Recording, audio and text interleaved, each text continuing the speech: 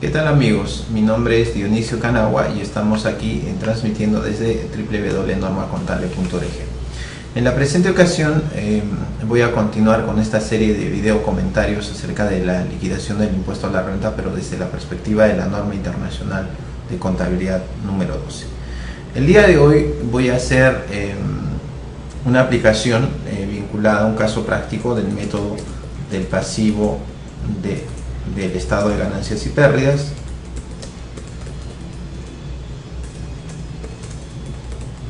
pero que tiene como objetivo dos cosas. Primero, determinar el impuesto a la renta corriente y determinar el impuesto a la renta diferido. ¿Ya? Entonces vamos a tener estos tres objetivos que estamos planteando nosotros aquí, que van al caso que vamos a desarrollar el día de hoy. Y también conceptualmente voy a hacer algunos comentarios vinculados al registro contable de este tema. Bien, comenzamos entonces revisando nuestro presente caso práctico. Para ello tenemos que considerar lo siguiente. A ver, vamos a ver en un primer lugar que la utilidad contable va a ascender, de acuerdo al caso práctico que estamos viendo, vamos a ponerle 10.000 soles.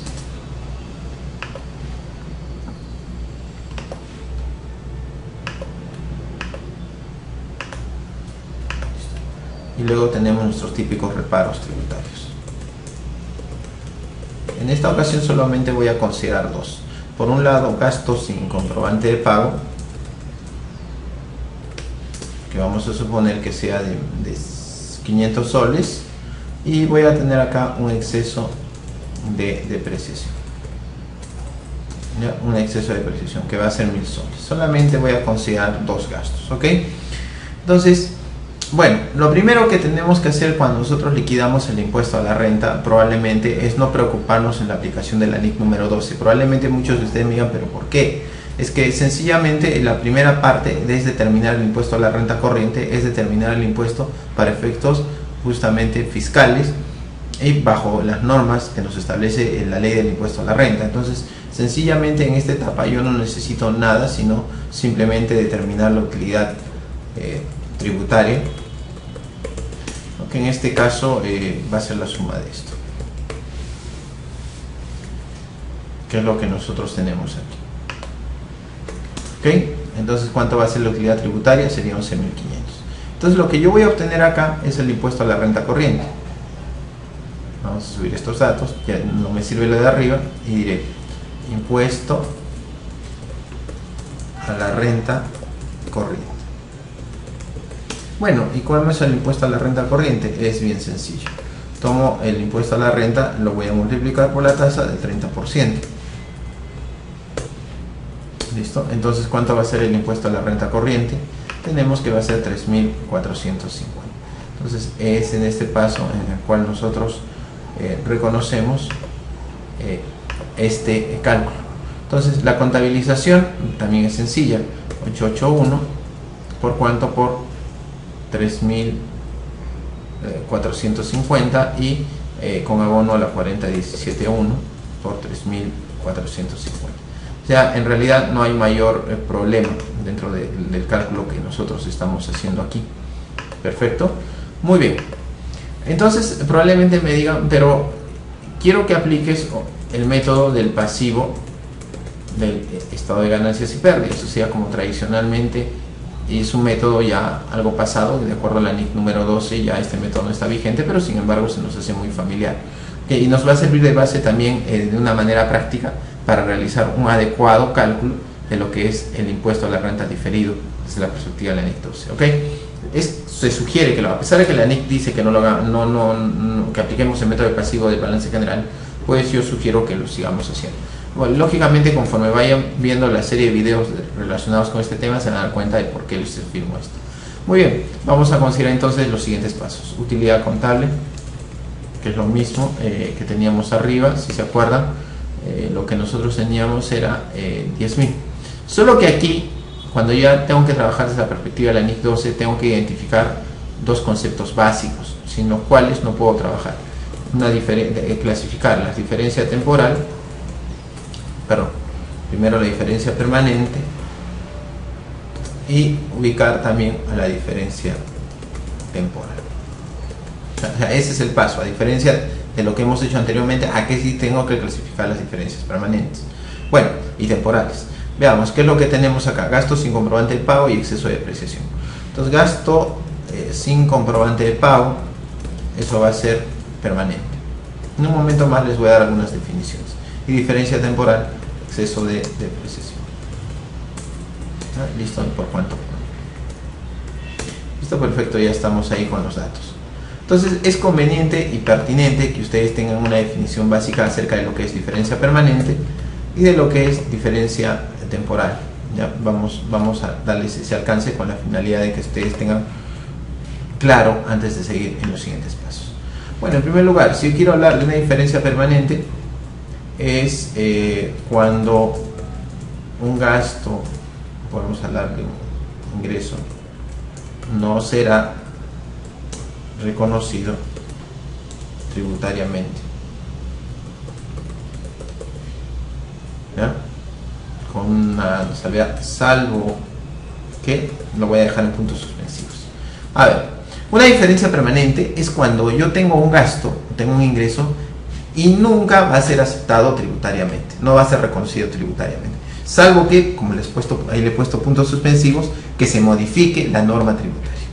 ¿Ya? Por ejemplo, los gastos sin comprobante de pago no van a ser aceptables en este ejercicio ni en cualquier ejercicio futuro, no van a ser.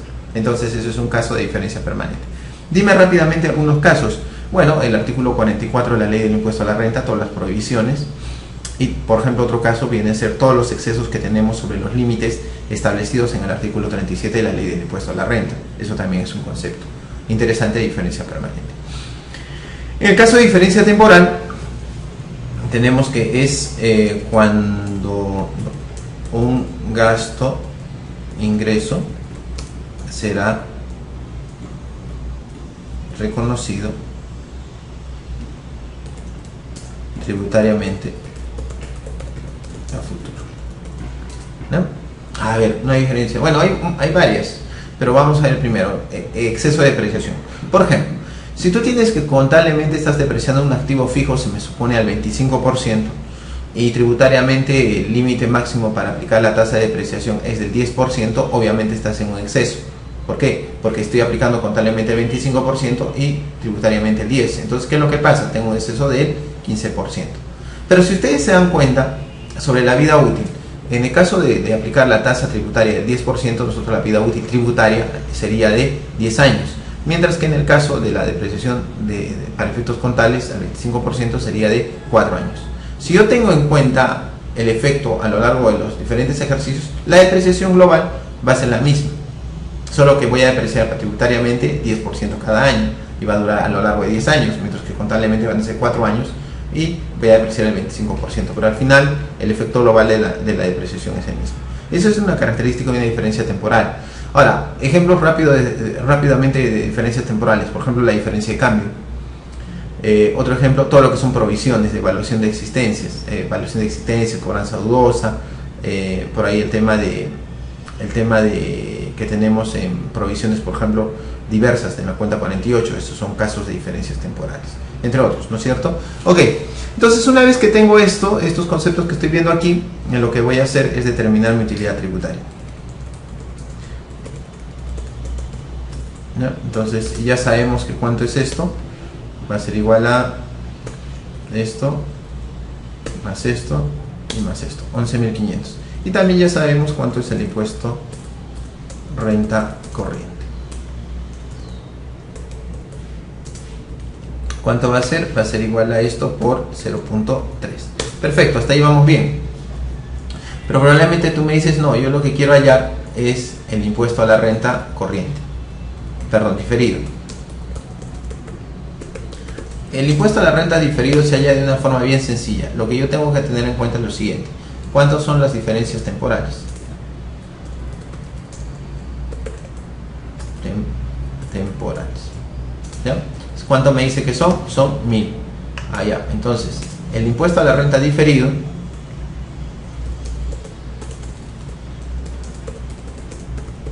es igual a ¿qué?